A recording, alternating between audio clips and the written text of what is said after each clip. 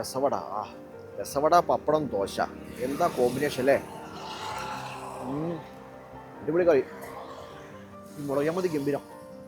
നമ്മുടെ ഈ പൂ പോലത്തെ വെള്ളപ്പം എന്ന് പറയുന്നത് അതുപോലെ പൂ പോലെ ദോശ കേട്ടോ, വാലിട്ട് അരിഞ്ഞു പോകുന്ന ദോശ. ഞാൻ ചേച്ചി അനിയത്തി. നമ്മളിവിടെ തുടങ്ങിയിട്ട് 3 വർഷമായി.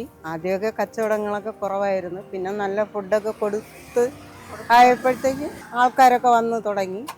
ജീവിതം മുറുകെ പിടിച്ച് രണ്ടറ്റം കൂട്ടിമുട്ടിക്കാൻ നെട്ടോട്ടം മൂടുന്ന 2 അമ്മമാർ, ഗീതാമ്മയും അതുപോലെ ഗിരിജാമ്മയും. രണ്ടുപേരും സഹോദരികളാണ്. രണ്ടുപേരും രാവിലെ വീട്ടുജോലിക്ക് പോകും, തുടർന്ന് വൈകിട്ട് 5:30-6 മണിയോട് കൂടി തന്നെ തട്ട് നടത്തുകയാണ്.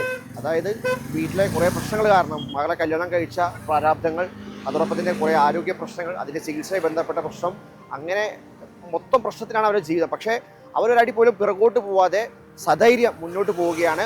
അങ്ങനെയുള്ള അമ്മമാരെയല്ലേ നമ്മൾ സപ്പോർട്ട് ചെയ്യണ്ടേ? ഇപ്പോൾ ഉള്ള ദോശയുണ്ട്, ഇടിയപ്പമുണ്ട്, പുട്ടുണ്ട്, ഗ്രീൻ പീസ് കറിയുണ്ട്, രസമുണ്ട്, പപ്പടമുണ്ട്, ഓംപ്ലേറ്റ് ഉണ്ട്.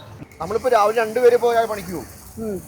ഞാൻ പോണത് ഒരു സീരിയൽ നടിയുടെ വീട്ടിലാണ് പോണത്. ഒരു വക്കീലിന്റെ വീട്ടിലാണ് പോകുന്നത്. രാവിലെ 10 മണിക്ക് തുടങ്ങിയ പണി രാത്രി 10 മണിക്കല്ല, രാവിലെ തുടങ്ങൂലേ?